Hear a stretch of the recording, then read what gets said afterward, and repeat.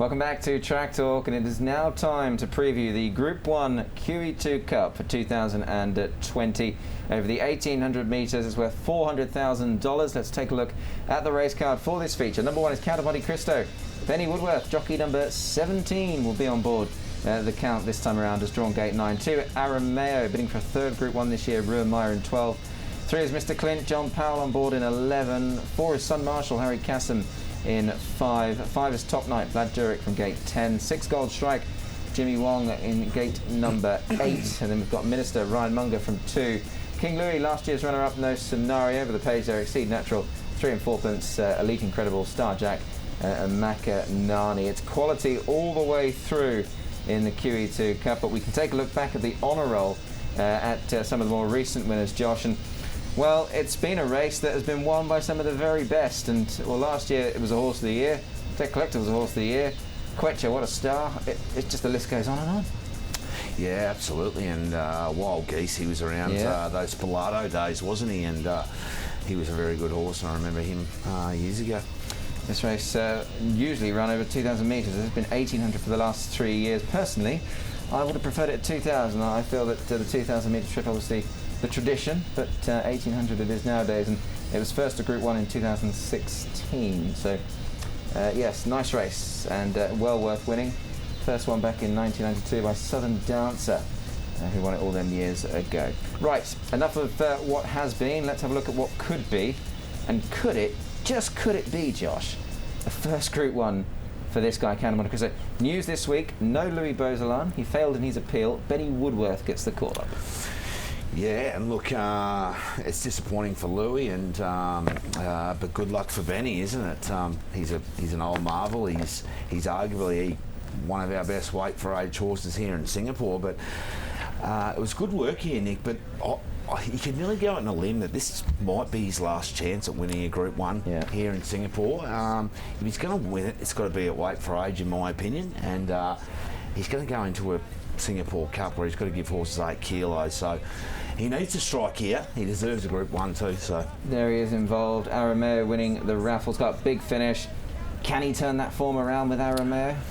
He can. He's got that close. Yeah, look, and he deserves it. And I've always been in his corner, and I've admired how consistent he's been. But Arameo's in such good form, isn't he? And it's a great bit of track work here that we're watching. Yeah, working with Blue Swede, who would be a very good yardstick. We know that Blue Swede can probably match motors with any of them, really. But as you say, just going back to Count of Monte Cristo, this will be his 15th go at Group 1 company. Yeah, and he's been in the first 3 on 6 occasions. So. And that says enough in its own that he's been good enough to contest 15 Group 1s, isn't it? And he's come oh so close. But look, you'd love to own him. He certainly deserves to win a Group 1. But as I said, I'd go as far as say if he doesn't win this week, he's going to find it really hard to win his next one. So yeah, I hope he does get it, but. Yeah, it is slipping away. It is. I think the more racing he does, just quickly, on the last 2 renewals of this race, he's been 8th and 4th most recently. Interesting stat, course and distance, 0 from 5, never in the first 3. So maybe the trip against him, and Josh's point, I think, salient as well, that the longer it goes on, the more it looks less likely. Let's wind the clock back 12 months, and we can have a look back at last year's race, because King Louis actually ran 2nd in this race. And there was that great photograph of Willie Pike literally lying on this horse's head to get him across the line. A few of this year's runners also in the race. Now look, he's got to bounce back, Josh, King Louis. Ricardo Lagrange has put a shadow roll on and a big ride for No Scenario. Yeah, I remember this day, Nick, and it's an iconic photo, really, isn't it, of the great Willie Pike really getting the very best out of this horse. But I don't know if we've seen the same horse since, Nick. I think they're running out of options with King Louis, to be totally honest. Whether they go back to shorter trips with him and try and get a bit of fight out with him, I don't know, but he just hasn't shown enough recently for mine. Now here's a race that might bring back bittersweet memories for you. This is the Derby. Now, Top Knight has run since, much below par on the short course last time behind Arameo. But if he runs to this form, he'll go close. Yeah, he's a terrific horse, isn't he? And if you put a line through his last run, it's hard to see why he couldn't win this. The horse that he beats here, Elite Incredible, also draws a nice pebble this week in 1, and a great pickup ride here for Matty Calladay. Yeah, indeed. No, it's a nice ride for Matt, and well, we couldn't bring on the show without having a look at 3 and 4pence. He did win this trial quite nicely in the end, and this is the mount of Simon Cock. In your heart of hearts, Josh. Yep. Is he good enough? And I don't mean that I mean that in the kindest possible way. Yeah, no, I totally respect your point. And look, I think he's good enough. I think he is good enough. Yeah. I don't know if he's as well suited at weight for age. I think at a handicap where he got in with, say, 50 kilos, I'd much prefer that. And he does rely on pace, and he does rely on a dry track. So they're against him in that way that you have to rely on that. So yeah, no, it is hard for him at weight for age. Yeah, no, absolutely. I mean, it's such a quality race. We must just mention one or two of the others, obviously, and that we've got a horse that ran second in the raffles, Sun Marshall, a former Derby winner. We've got a Gold Cup winner, Mr. Clint. We've got last year's Gold Cup runner-up as well. I know a horse that you got quite highly in your numbers. Yeah, look, I think of the Cliff Brown runners, he's the most interesting for mine. I think he's had the perfect preparation, training towards a Gold Cup, this horse. Similar trend to last year, where in the same race, I think he really put the writing on the wall for a big run in the Gold Cup, and I just get the feeling that he's had a perfect preparation, and he's the sleeping giant in this field for mine. And if there was a market for the Gold Cup long term, I'd certainly be in the Gold Strike corner. I think he can win it this year. Yeah, former trainer Saimi, when riding, has won 3 QE2 Cups here at Cranji since the year 2000. Vlad Jurek, if he wins this year's renewal, he will also join him. Also, Richard Lim, who we see turn up at the trials a few times as well. He's won a couple of these races. He's met the Queen too, I think. He has Richard met the Queen, Lim, yes, indeed. him and Steve Burridge. So I remember seeing photos of that. So there'll be no Queen around this year, but the King will be here still, mate. You'll be here. So. I'm joined by the Prince. Let's have a look at the selections for the QE2 Cup. Great. You've never seen the trophy. We'll try and get it out for you on the weekend, or at least get you a shot of it. It's a wonderful trophy. I'm going Arameo here. He's one that's got to beat on recent form. Count of Monte Cristo, he got so close last time. I reckon he'll get close again. It's just whether or not he can get his head over the line. Good luck to Benny Woodworth. No pressure, Ronald. Sun Marshall in and Top Night. I think they're the obvious ones here, Josh. 2, 1, 4, 5. Yeah, Arameo for me, Nick. I just think he's got another Group 1 win, and it'll be he's third for the year. Amazing.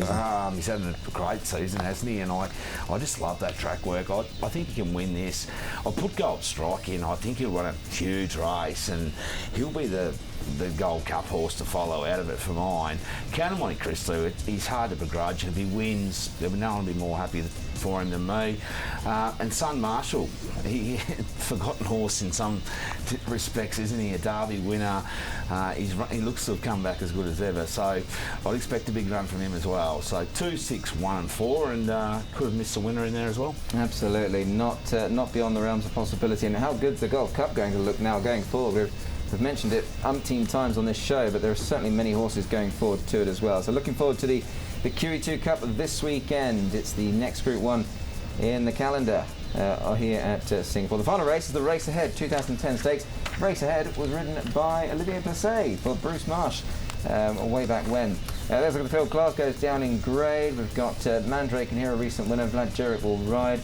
Don De La Vega will carry the Inferno colours. Yulong Jazz certainly turned in a good run last time. And well, could Tiger Roar be a potential next superstar on the ladder here in Singapore? He was a bit unlucky last time, but he's obviously blessed with plenty of ability, and he's got a lightweight this time in, but a wide draw.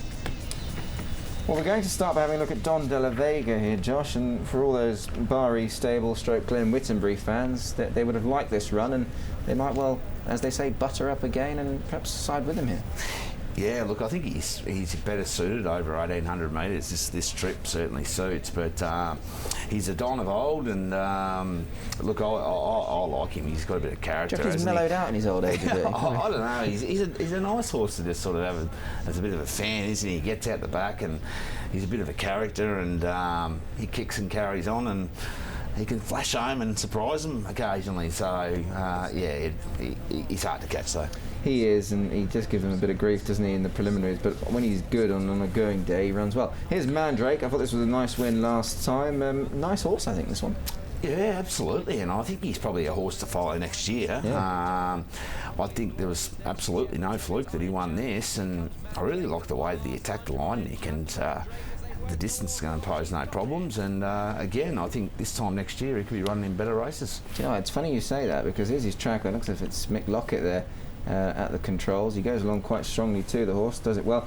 We talk of next year and better races. I put my neck on the line at this stage and say, just maybe, without getting too ahead of ourselves, could he not be a Gold Cup horse for next year? Oh, 100%. And it was the first thing that actually popped in my head when he won that race, that he's going to be. There's a nice race for him next year, because I know we had the horse Centenary Diamond in the same race, and we were quite confident that he would run well. And we've always had a good opinion of him when he's fit and ready. And that horse beat him fair and square. And I just thought that.